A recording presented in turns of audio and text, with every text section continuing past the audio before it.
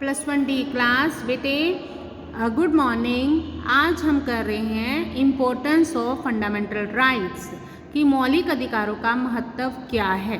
देखिए बेटे, कल हमने क्वेश्चन किया था कि क्या मौलिक अधिकार निरंकुश हैं, तो हमने बोला था अनलिमिटेड नहीं है। आज है कि इम्पोर्टेंस क्या है, इनकी क्या इम्पोर्टेंस है कि नागरिकों को फंडामेंटल राइट्स दिए गए हैं।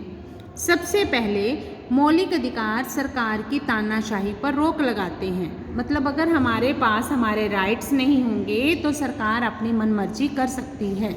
वो क्या कर सकती है? कुछ भी कर सकती है, उसे कुछ भी नहीं पूछने वाला, कोई भी नहीं पूछने वाला होगा। लेकिन हमारे अधिकार उसे ऐसा नहीं करने देते हैं। सरकार नागरिकों से भेदभाव नहीं कर सकती और ना ही ऐसा कोई कानून बना सकती है जो नागरिकों के अधिकारों के खिलाफ हो।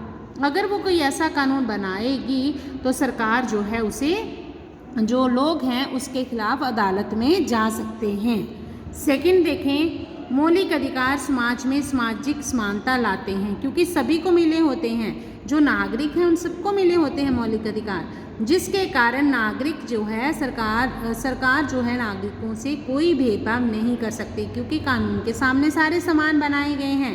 क्यों बेटा? हमें समानता का अधिकार मिला हुआ है, तो वो हमारा पहला फंडामेंटल राइट है। अगर हमें समानता का अधिकार नहीं मिला होता तो सरकार सामाजिक समानता समाज में स्थापित ना भी करती तो उसे कोई पूछने वाला नहीं था। तीसरा है, ये भारत में धर्मनिरपेक्ष राज्य की स्थापना करते हैं। क्यों? क्योंकि बेटा हमें हमारा जो है ना चौथा राइट धार्मिक स्वतंत्रता का अधिकार मिला हुआ है। धार्मिक स्वतंत्रता का मीनिंग होता है हम कोई भी धर्म अपना सकते हैं, उसका प्रचार कर सकते हैं। तो वो अधिकार हमारे पास होने के कारण जो है भारत क्या है, धर्मनिरपेक्ष राज्य है।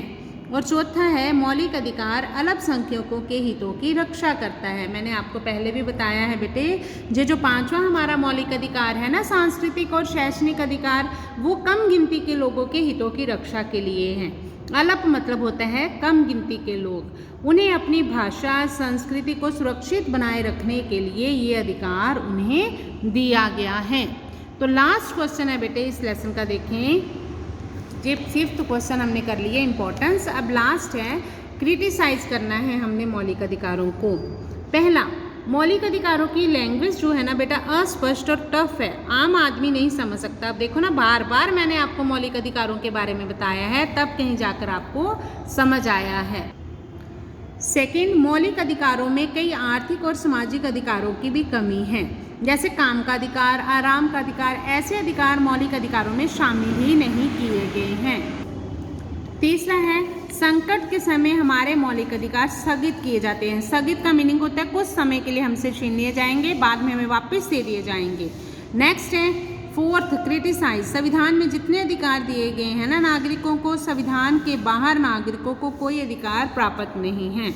मतलब उतने ही अधिकार मिलते हैं लोगों को जो उन्हें संविधान में दिए गए हैं। और जब इमरजेंसी लगती है ना बेटे, तब हमसे हमारा भाषण देने का, विचार प्रकट करने का, घूमने फिरने का, कोई भी समानता का अधिकार जो है, धार्मिक स्वतंत्रता का अधिकार, ये सारे अधिकार हमसे मतलब छीन लिए जाते हैं। तो ये अच्छी बात नहीं है, ठीक है। तो संविधान में शामिल ये 6 अधिकारों के अलावा हमें कोई अधिकार नहीं मिले हुए, ये भी मौलिक अधिकारों की आलोचना है।